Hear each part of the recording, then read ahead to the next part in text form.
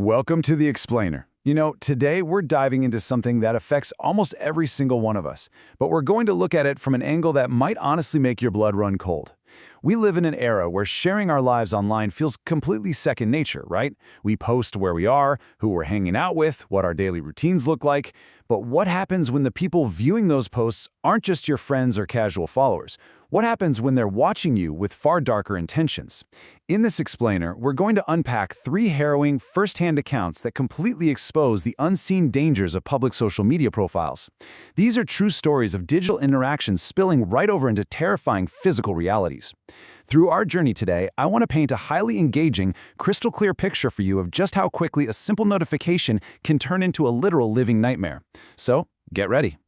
To really grasp the scope of this danger, we got to look at the numbers. Over 1 billion active users. That is the massive, mind-boggling scale of Instagram. It's a platform that brilliantly connects society across the globe, which is great.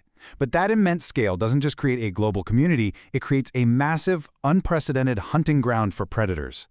When you're 1 in a billion, it's so easy to feel anonymous, especially if you live in a rural town and maybe only have a few hundred followers. But as we're about to see, it only takes one person out of that billion to fundamentally change your life.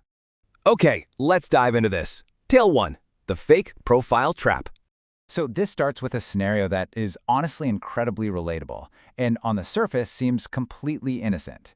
A young guy living in a quiet, rural town suddenly gets a follow notification from a gorgeous blonde girl named Holly. She's got about 5,000 followers, perfectly spaced out photos, hundreds of likes, comments from friends. It looks completely legitimate. And then before he even has a chance to follow her back, she slides right into his direct messages. She tells him she thinks he's cute, they hit it off, chatting about fitness and high school. I mean, it's a huge ego boost. It feels like a lucky break. But the trap was already set. Let's walk through how systematically a predator can reel a victim in here. On Thursday, they have their initial chat, exchange numbers, everything feels super organic. By Friday at 8 p.m., they're scheduled to meet up for drinks at a popular local spot called Lucky's Bar. The victim is sitting in the parking lot, just waiting. But then, the pivot happens. Holly texts him that her car broke down and she needs a ride. She won't pick up his phone calls, but she texts him her location. By 9 p.m., he's driven away from the safety of that public bar and is redirected to these quiet, isolated side roads. And the absolute most terrifying realization hits him when he arrives. He glances at his phone and sees he has absolutely zero cell service. He pulls up to the exact location she described, and what he sees is just chilling. It's a car pulled off to the side of the road, bordered by thick, dark woods on either side. The hood is popped open, but this isn't some harmless breakdown.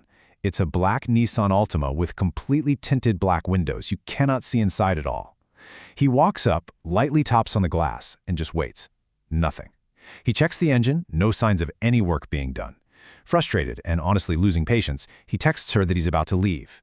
And then, as he walks back to the side of the car, he notices the driver's side window has been rolled down. Just a crack. He calls out Holly's name, stepping a little closer to peer through that cracked window. And then comes the gut punch reveal. A fist reaches out from the dark interior. A pointer finger starts gesturing, signaling for him to come closer. The victim's stomach just completely drops, because, as he realizes in a split second, it was definitely a man's hand. He shouts at the guy to get lost, sprints back to his car, and just floors it. As he checks his rearview mirror, a car with its headlights completely turned off is tailing him into the night. After this frantic, high-speed chase involving multiple turns with his own lights off, he finally loses his pursuer. He actually found out later the profile was real, but it had been hacked by a predator using this girl's identity to lure in men. He was just incredibly lucky to escape. We transition now to Tale 2, Stalked to the Front Door. Now, what's really interesting about this slide is that if the first tale was about being lured out into the unknown, this next sequence shows what happens when the danger follows you directly to the one place you are supposed to be safe, your own home.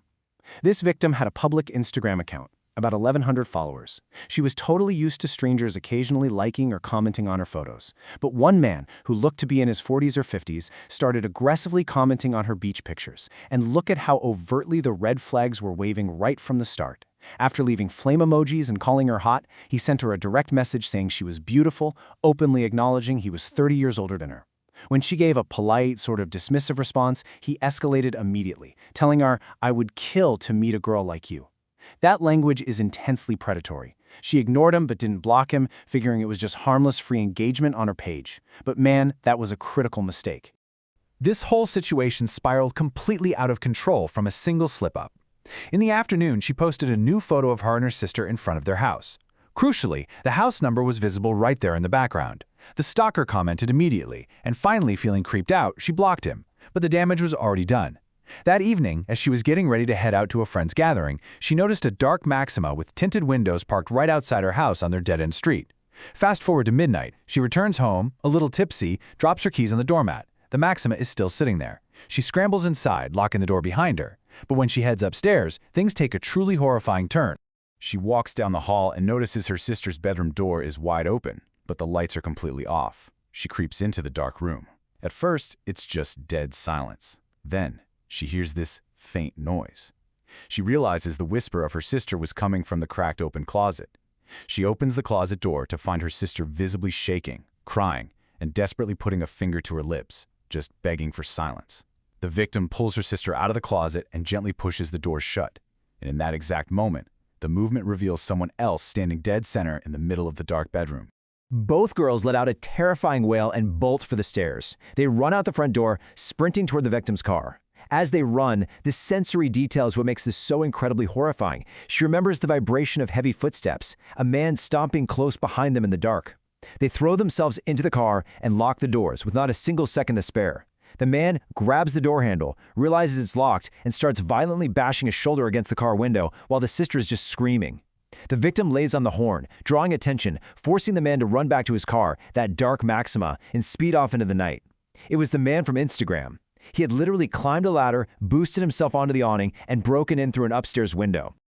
You know, you would think a violent home invasion like this would end in a swift arrest, but when the police investigated, the victim told them all about the stalker and went to pull up his profile from her blocked list. The list was completely empty. The man had already deleted his account, and because she didn't memorize his exact, obscure username, law enforcement hit an absolute dead end. In the digital age, deleting a profile can effectively be the exact same thing as bleaching a physical crime scene. Without that digital footprint to trace, there was absolutely nothing the police could do, leaving these victims with deep paranoia and zero justice. Moving on, we have Tale 3, The Secret Window Photographer. We are now entering our third and final story, and I gotta warn you, if the first two tales were about immediate physical danger, this one represents something deeply psychological. It is the ultimate, slow-burn violation of privacy. Honestly, it's the kind of story that makes you want to close your blinds the second this explainer is over. Imagine laying in your bed at night, trying to sleep. With the lights on in your room, out of the pitch black outside, you hear this sound. A single, faint, yet audible tap on your window. As the victim described it, it sounded less like a knock and more like an unintentional scrape against the bedroom glass. It was happening 2 or 3 times a week. It completely terrified her, but when she told her father, he kind of brushed it off, assuring her it was probably just bugs hitting the window pane. So she tried her best to ignore it. Then, a few days later, she gets a text message from a former classmate she barely even knew. It read, "I stumbled upon it by accident. If you're unaware of it, that's pretty disturbing." At the bottom of the text was a link to an Instagram page. The page was titled JP Unofficial, which were her exact initials. The profile picture? It was her. And as she scrolled down, the true nightmare really revealed itself. Let's move to and see how this builds, because the stalker's progression here was staggering. There were 45 photos uploaded to this account, all of her, and she had absolutely no idea any of them were being taken. It started in public spaces, candid photos of her at the beach, then photos of her sitting unaware in her car. Then it moved to her actual property, with pictures of her standing in her own backyard. And then, the most recent uploads, pictures taken from directly outside her window. Photos of her sitting on her bed doing homework, photos of her standing in her room, and horrifyingly, one of her inside her bedroom in her underwear. The captions read sick things like, "The love of my wife," and "I just like to watch her." And as she read this, she heard the noise again, that scrape against the glass. The stalker was outside, right at that very moment. She screamed, alerting her father, who rushed outside, but the stalker just vanished into the night. They called the police and immediately submitted a request to track that Instagram account. But by the time law enforcement got the data, the account was already deleted. However, Instagram was still able to recover the IP info.